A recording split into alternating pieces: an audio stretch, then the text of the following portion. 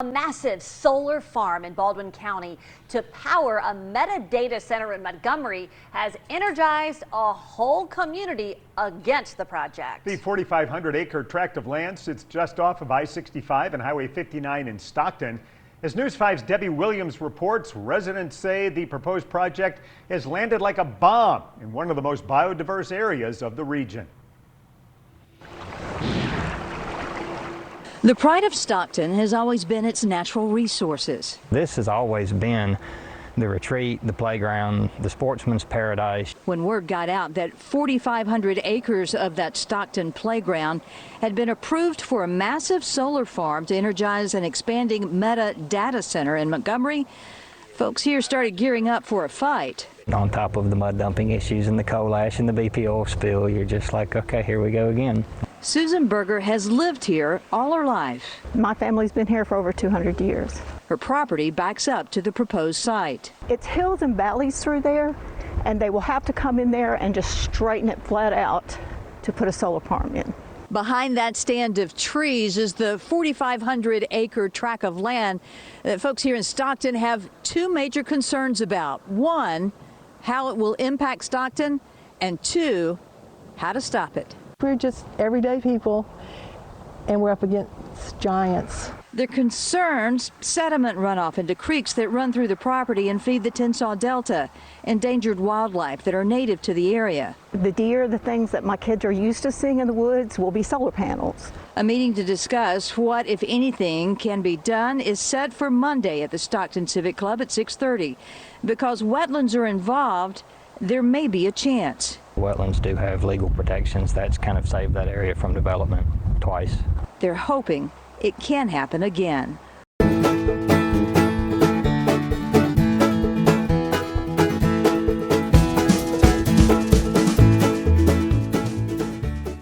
No representation is made that the quality of legal services to be provided are greater than the legal services of other lawyers. You found the Heart of Dixie podcast, the solar farm special.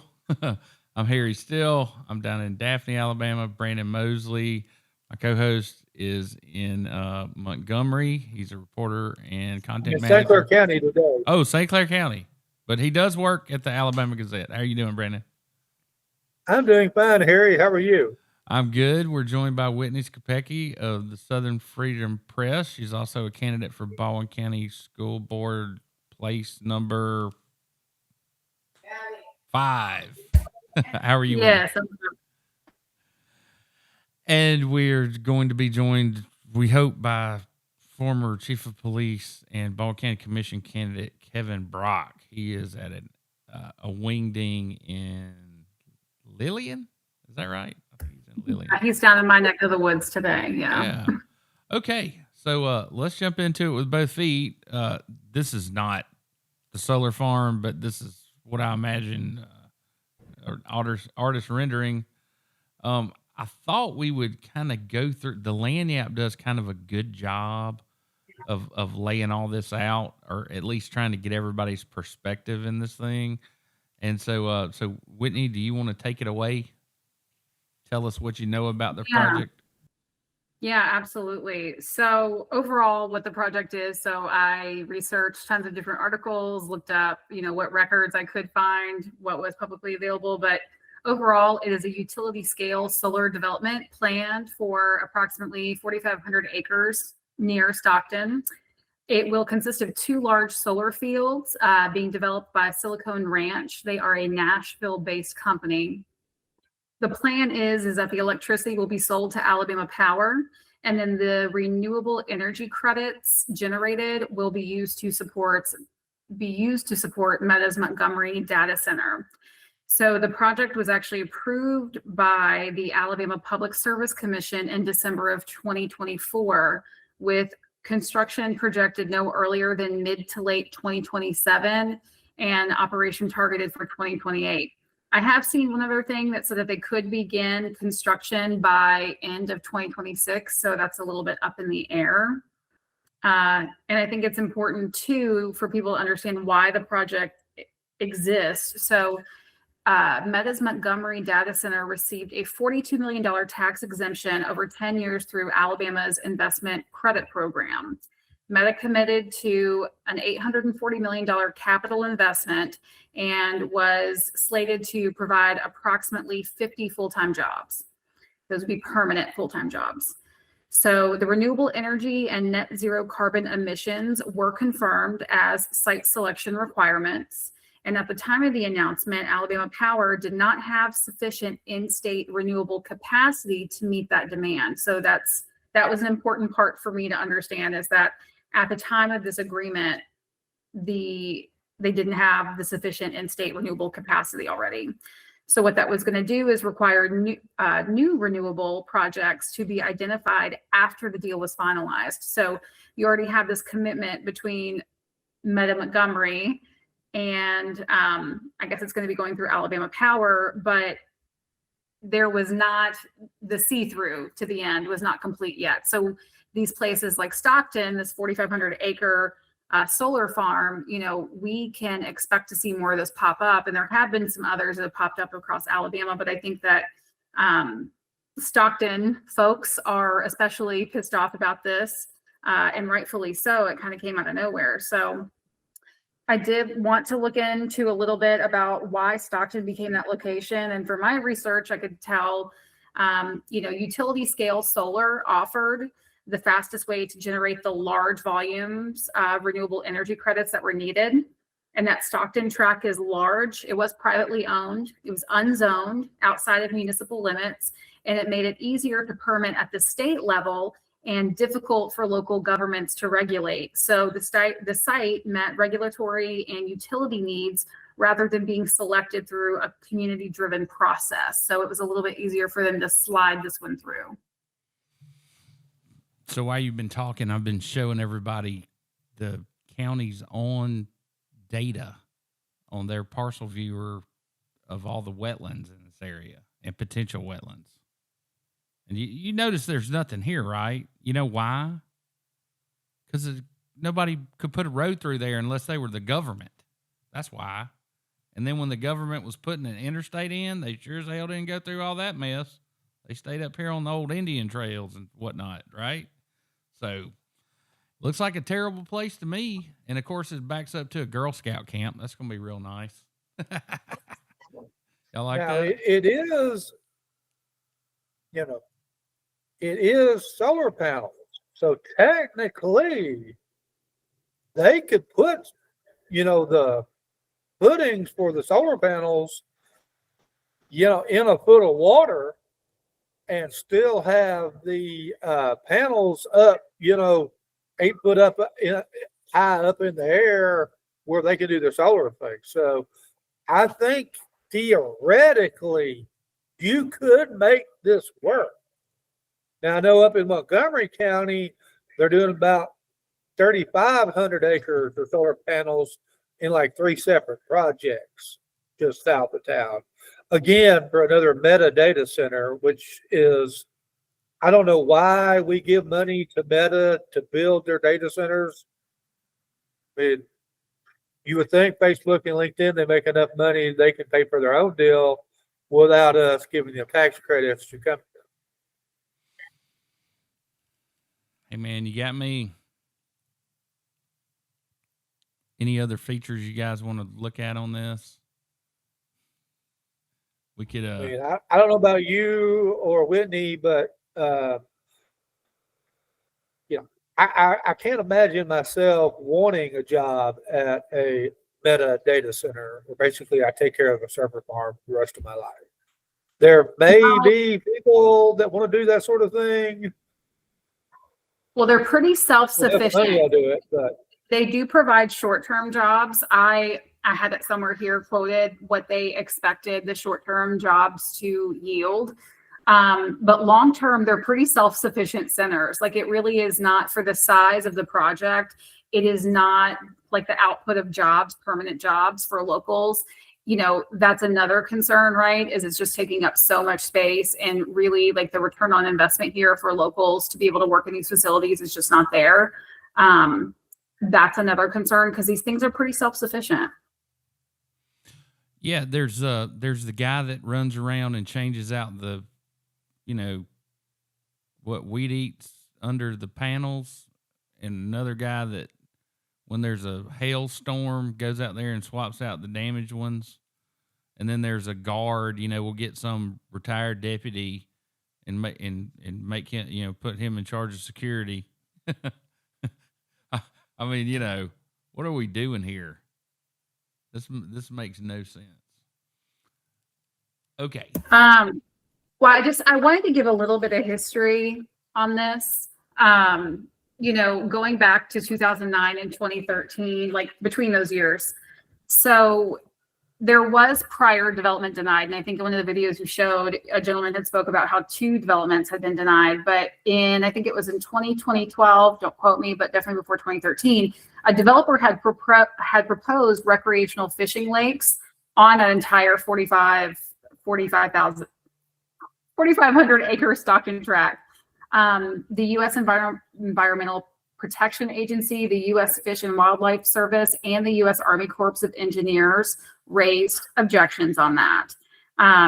The regulators had cited high quality wetlands were in the area, high quality habitat, and that there were potential impacts to Swainson's warbler and the presence of Brazilian watergrass. And so in 2013, the Army Corps of Engineers denied the permit completely. And then that is when the property remained largely undeveloped for more than a decade. So, there's been some preservation attempted to be made to this land, and even that was denied. So I thought that was important. And then, of course, in 2012, Stockton becomes Alabama's first landmark district through a statewide constitutional amendment, which I know that we'll get into. So this is a Facebook statement from Richard Cox. We spoke to him a couple of podcasts ago. He's running for District 1 against Jeb Ball. He's also a distant relative of my mother's through the Bryant family. So I'm pretty much kin to everybody that's pissed off about this. If you can imagine. And of course, he says he was disappointed by the Baldwin County Commission's recent statement emphasizing its limited authority over private development in unincorporated, unzoned areas.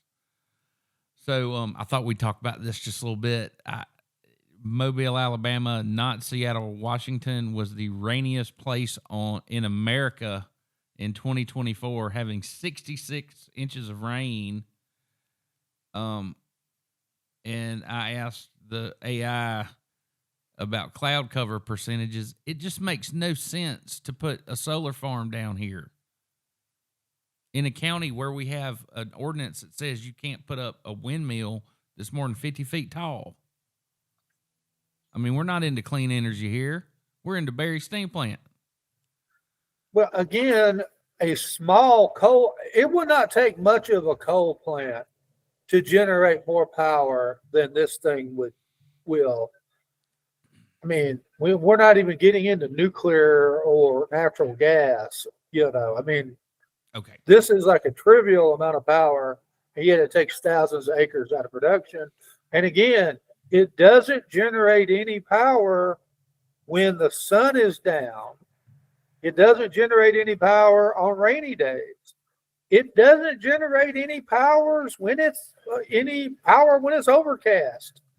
They may get 180, 190 days of maximum of power generation from this. And you know what you get when if there wasn't tax credits from the government for clean energy, this would never get built. And the thing that you do get when you go out there and take all the flora and fauna off of 4,500 acres is you get a shit ton of runoff, right?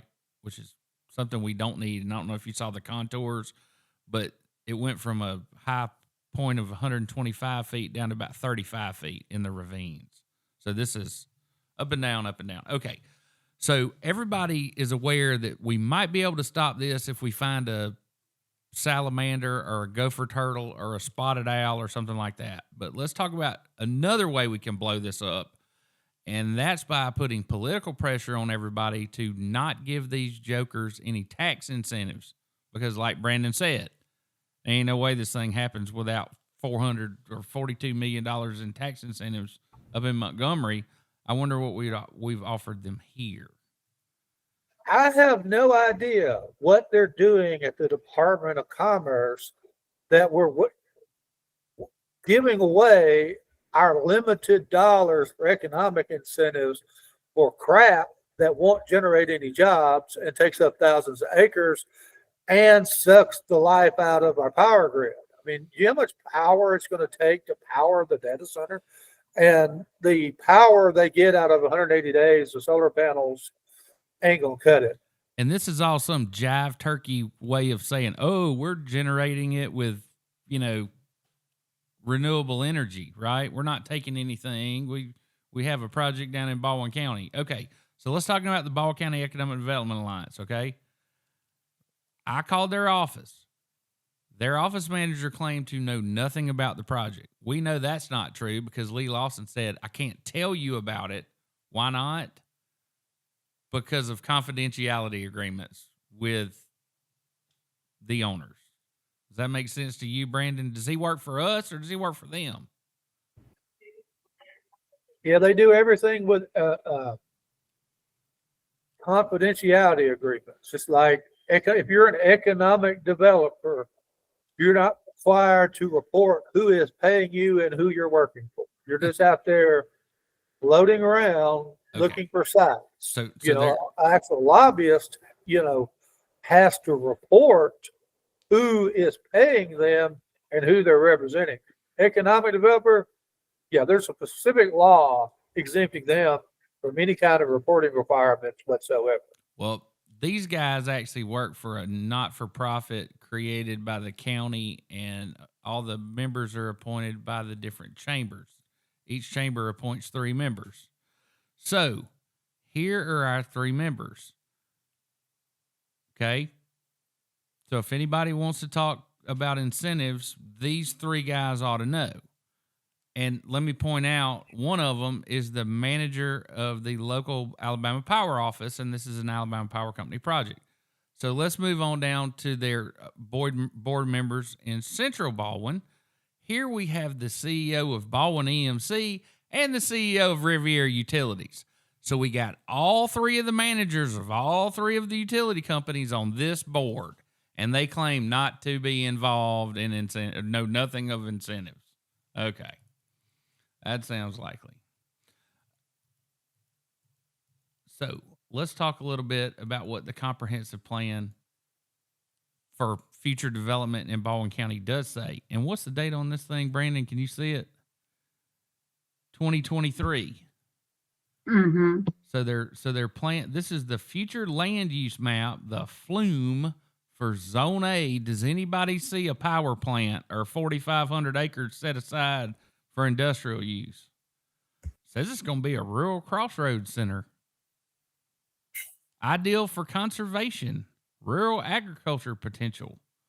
The highest intense use is a rural crossroads center and a neighborhood center, meaning there's a dollar store and a coffee shop. Maintain the character of our communities and quality of life. This is all in this planning document. And let me say this.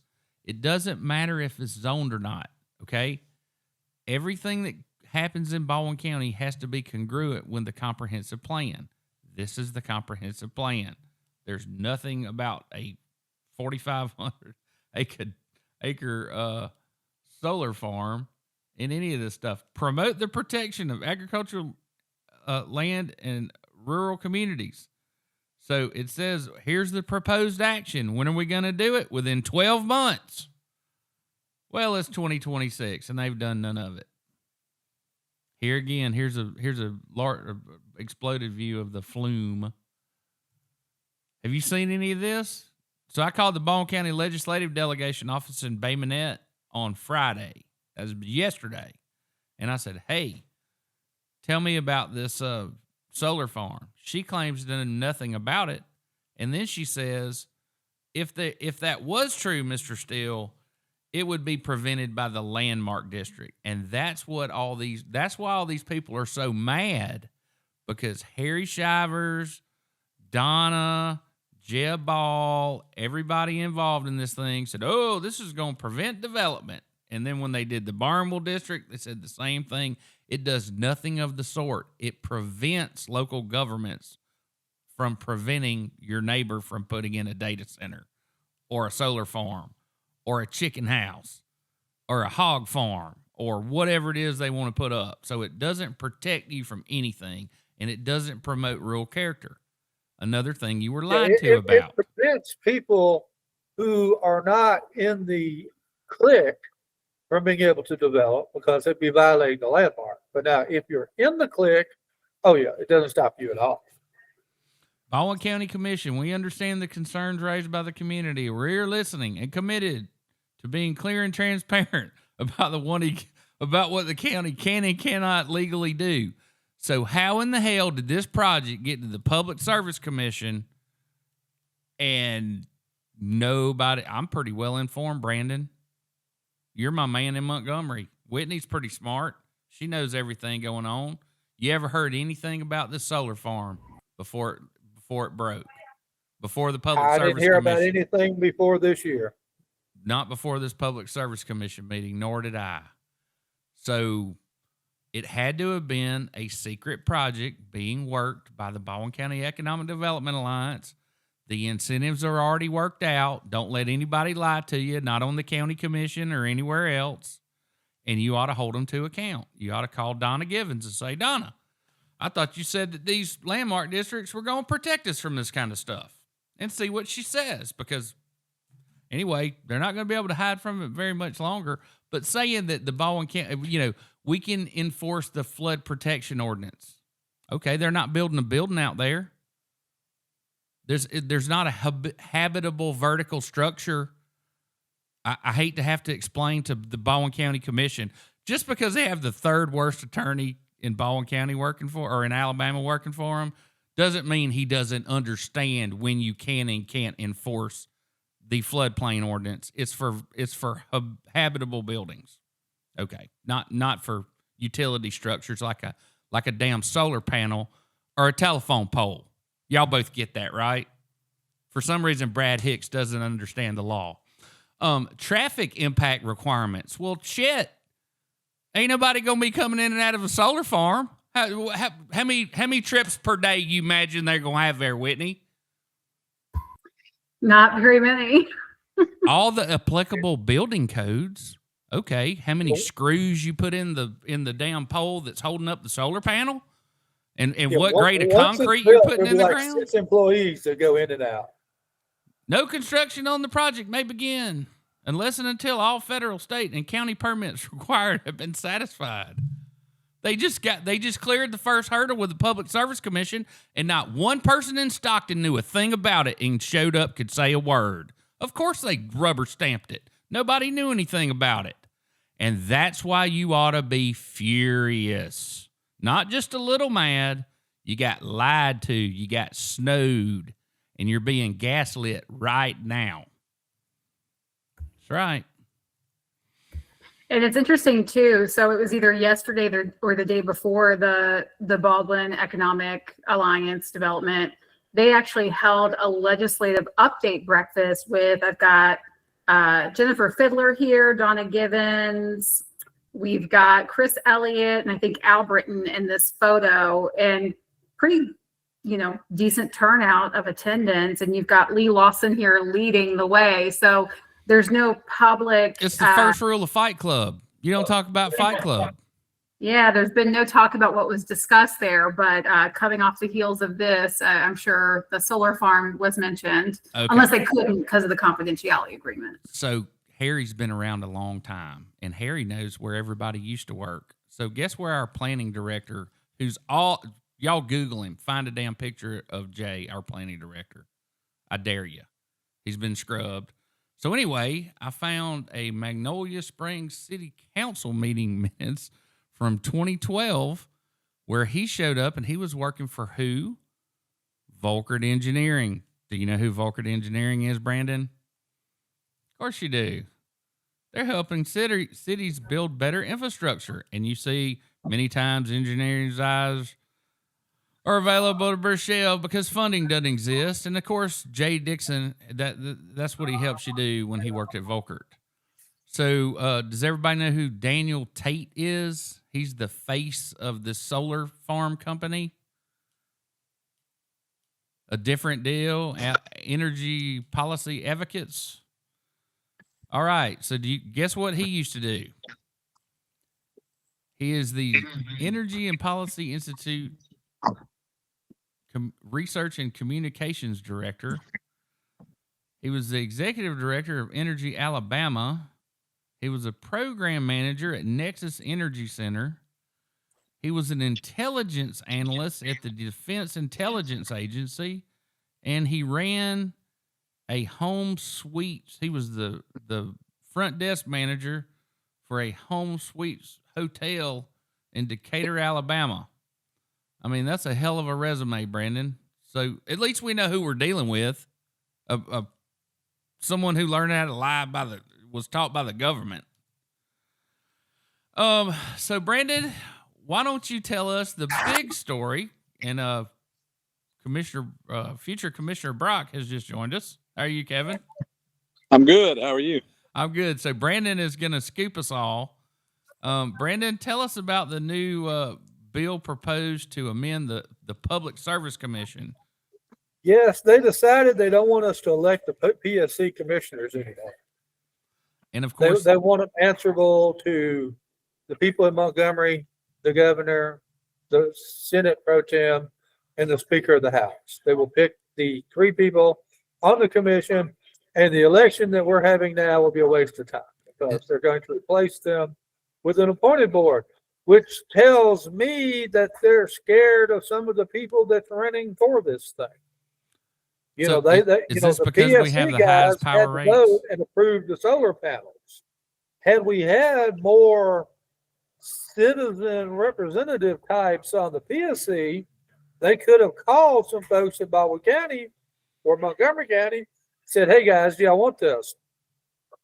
They did not do that, but once you have appointed, they really don't care what people in Baldwin County think. It's 3 guys that are appointed, and they answer to the governor, the Senate pro tem, and the Speaker of the House. Bobby Singleton, who, is probably he's not the Senate minority leader, but he was his last term, and he's the de facto leader. I think Linda Coleman Madison's actually taken a turn as the formal leader. But he's the most influential of the Democrats. And if the Democrats are for it, that pretty much takes the opposition out. Is this because we have the highest power rates in the world? It's not a backlash to that, is it? It's political, isn't it? I mean, the only people that give money to anyone running for the Public Service Commission is the Alabama Power Foundation or whatever NGO they're giving money to funnel through to the Public Service Commission. Right? I mean, the coal companies like giving money to the PSC commissioners. Damn it! And the coal. I missed the coal like company. Employees PAC or whatever that is donates a bunch. Damn, Brandon, you a smart dude, man. I forgot about the coal companies. Okay, so Brandon cheats on us, and he does another podcast under the name Alabama Political Contributor. So Brandon, Alabama Political Contributor is my partner in the podcast. It's actually the Brandon and Christopher Show podcast, or BCS. Well, you can find that on YouTube. That's very original, Brandon. So your last guest was Riley McCardle, and Riley is on the. Why don't you just tell us about it and the process that he described to you, and then Whitney's going to tell you about what she knows. Riley McCardle is the chairman of the College Republican Federation of Alabama. So the college kids all go to their convention and they elect somebody to lead. And they picked Riley this past year. Now, because he heads the College Republican Federation, that means he has a seat. He's one of 21 people on the Alabama Republican Party Steering Committee, which is also the Alabama Republican Party candidate committee. They just swap hats. You know, if you get on the steering committee, you're now on the candidates committee because we're, you know, for whatever reason, we don't actually appoint somebody to be on a committee underneath them. They just do it themselves. And they heard the challenges against all the people that are being challenged. And Riley explained that with Dean Odle, the evidence was overwhelming, so they unanimously voted to kick him off the ballot without having a hearing. With Chairman Wall and Senator Tuberville, their challenges, they decided that those were frivolous. Now, Riley did say that Gil Isbell, who filed the most serious of the challenges against John Wall, included a 6-page document as to why he's actually a Tennessee resident and not an Alabama resident, and attached 69 pieces of evidence, including traffic stops where he pulls out a Tennessee driver's license, or when he went to vote with a fake, Alabama voting ID that he made himself. And they still voted 10-9 that this was frivolous. Now, was there communication between the members beforehand? Yes, but that's actually allowable under Alabama Republican Party rules. Not that we really have rules, but we have rules that are enforced by the Committee of 21. Okay, so Whitney, are you prepared to tell us what you know? You posted this on February 1st. Yeah, so I got it early that morning. So the actual steering committee meeting was scheduled for February the 2nd at 3 p.m. with all candidates to be notified by 4 or 4:30 that same day. So that would have been a Sunday, but early Saturday morning, I got in touch with a source who shall not be named. And basically I'll recap my post. So I waited until that evening when my source told me it would be safe to post. And, basically it was internal party decisions about ballot access were circulated more than 24 hours before the process actually meant to decide them had even occurred. So I shared on my Facebook that day. And again, this is at least 24 hours roughly before, the steering committee ever met. So I said earlier today, I shared I received internal information showing how candidate challenges are being handled behind the scenes within the Alabama Republican Party in real time. And I said, I've been, given permission basically now to share this. And I wanted to be clear with anyone reading this, that this is not how candidate challenges are normally handled. I did confirm that with multiple steering committee members. What you're seeing through this post is not routine, and it just really reflects the system and the shadows at work. So Brandon already recapped what those different categories were that each candidate fell into, and I was given this list, and I confirmed and reconfirmed, verified 2 or 3 times that what I was looking at was actually real. Based on information that I independently verified. Now, some of these candidates that were removed outright from the ballot before the voting ever took place, some of them had actually already been notified. So that even bypasses the process that they were not supposed to be notified until the next day that they were not on the list. Some of them were not formally notified by email. Many of them received no bylaw citations or written explanation as to why they were pulled from the ballot. Communication overall was inconsistent and informal. And it was very clear through confirming with multiple parties that the steering committee had not fully reviewed challenges before the outcomes were circulated. So the person that came to me obviously had knowledge that this list went out ahead of time and it was leaked in good faith. This person thought that this is ballot integrity. We talk about election integrity, but the integrity of actually who gets on the ballot, this was a major problem. There were conversations where her name escapes me right now. She took John Wall's position, but people had reached out and said, can we get some explanation? Can we have a better understanding of how, these people, I think it was maybe 6 people were on that list to be removed. and no one had seen evidence. No one had seen any of the challenge forms that had been submitted. And they had asked, can we please see that ahead of this meeting so we can be sure that this was handled transparently and fairly? There was some evidence, I guess, passed off to some steering committee members. It is important to note that not all of them did. Only the ones that seemed to ask for that information were sent it. It was stated that over 75 pieces of evidence that challenged John Wall's ballot, able to get on the ballot, challenged him. There was over 75 plus documents, but the steering committee was not sent nearly that many pieces of evidence. So that's what we there call was just a lot cherry going on. picking. Have you ever heard of cherry picking? Exactly. That's exactly what was going on. So I did get information from the source the next day after that meeting happened and before it went public. And this person goes on to tell me, John Wall is staying on the ballot. And again, this is before it went public. John Wall is staying on the ballot. The chair usually does not vote and only votes to break a tie. Joan did not vote on any of the other candidates during the call, but she did vote to break a 9-9 tie on whether or not to hear Wall's challenge. It was entirely on Joan to determine if Wall got to stay on the ballot. They went on to provide me, and I'm not going to release this information. It may have been made public by now, I'm not sure, but the people who voted to keep John on the ballot and to not have a hearing on his challenge include, and they gave me the people that were there and voted on that. So it wasn't even that. I mean, it was just a vote to even hear the evidence. And, there's a 9-9 tie, and Joan's vote prevented that. So Yeah, that's exactly what they did with John Wall and Tommy Tuberville. In the Tuberville case, I asked McCardle what evidence did they have that Tuberville should be removed. And he said that Ken McPeters did not submit any evidence, that it was just a 2-page letter saying that he was challenging.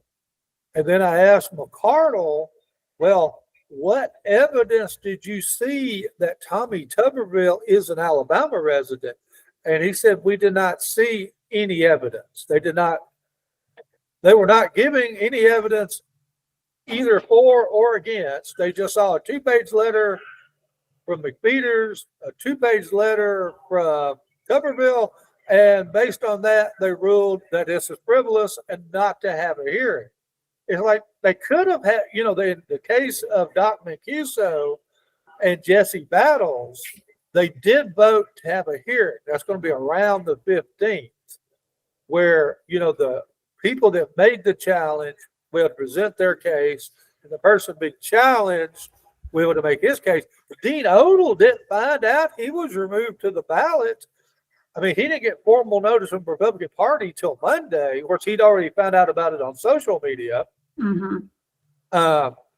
But, I mean, again, this is highly unusual. Normally, they have a meeting, usually in the winter meeting, after, the rest of us in the executive committee are done. They go up and they hear all the challenges and they work through it. And the accusers are able to make their challenge. And the defendant presents the evidence that the challenge is bogus. And then they rule.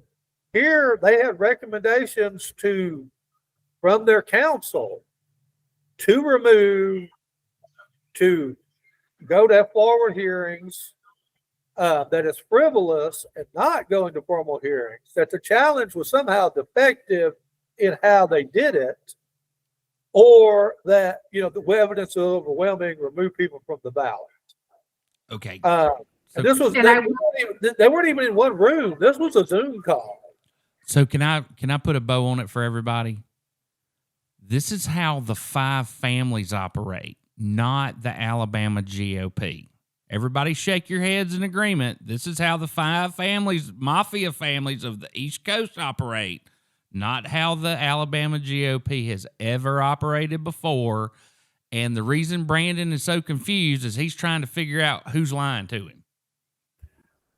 Well, I do want to say too, for all of the evidence that exists. So I have it's disappointing to hear that Tommy Tuberville did not have more evidence submitted, because I have more evidence challenging Tuberville's residency than it sounds like the GOP was handed. I have like flight logs and everything. And it's also interesting too, John Wall's residency, because again, I feel like I probably have the 75 pages of evidence that were submitted. And for the two candidacies that were marked as frivolous in nature, those were the two people that had the most evidence turned in about them, and compelling, or evidence that exists. So it's just interesting to me that those two were marked as frivolous. Okay, so let's bring it back around to the solar farm real quick, because the chief has been standing here very patiently waiting to chime in.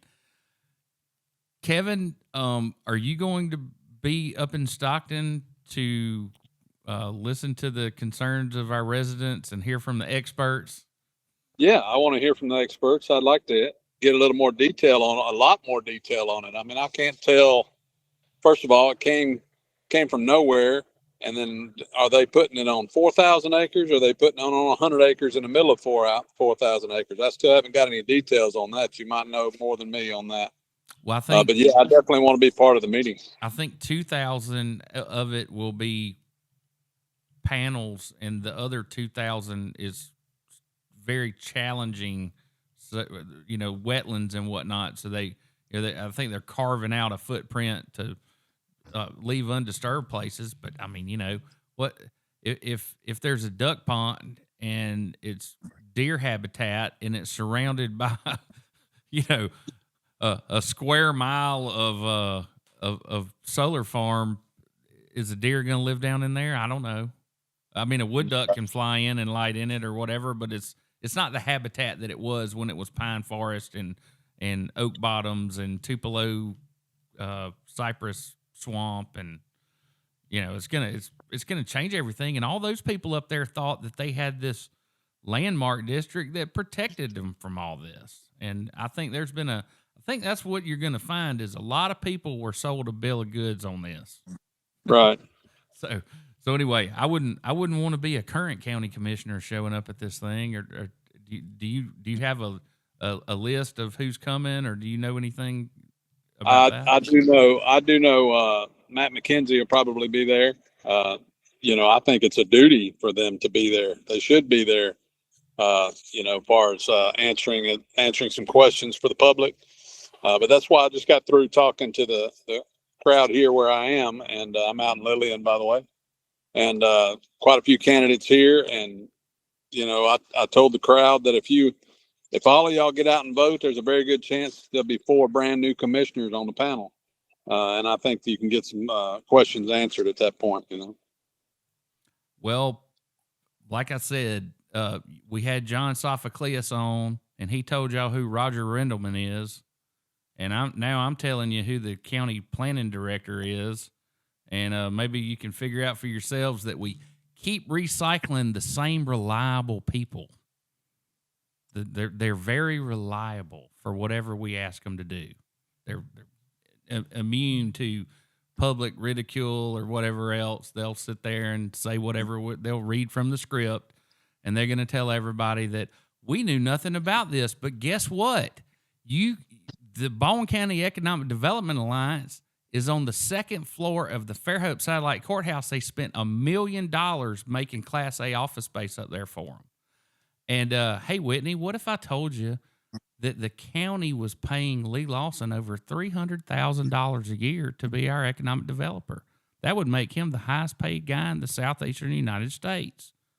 That means he makes more money than the economic developer, makes more money than Bradley Byrne, who runs the Chamber of Commerce over in Mobile. I mean, Lee Lawson ought to show up and be answering a whole lot of questions. And by the way, he's like 6'5", so you'll be able to spot him. And by the way, he's Dane Haygood's brother-in-law. Did y'all know that? Former mayor of Daphne. They married sisters. Anyway, we keep it all in the family here in Baldwin County. I just thought I'd let y'all in on that. All right. Well, I will see all of y'all up there, and Kevin's going to be my bodyguard to make sure I'm not assaulted by a city councilman and thrown in the gulag again. All right, guys. Well, I'm looking forward to it. Thank you for your time on this beautiful Saturday afternoon. I know everybody had other things to do, but I thought it was important that we get this out and let people know to be at the Stockton Civic Club. And if everybody knows where the old Stockton schoolyard was, there's a little metal building there. There's a helipad there. There's I think the water tower's right there in the corner of the yard. So you ought to be able to find it. I would imagine you're going to have to park up at the Stockton Country Club and ride down in a shuttle bus. I don't know. I would imagine 1,000 people will show up. We'll see. Okay, We'll guys. see. Well, thanks for Appreciate your it. time. Thanks, Chief.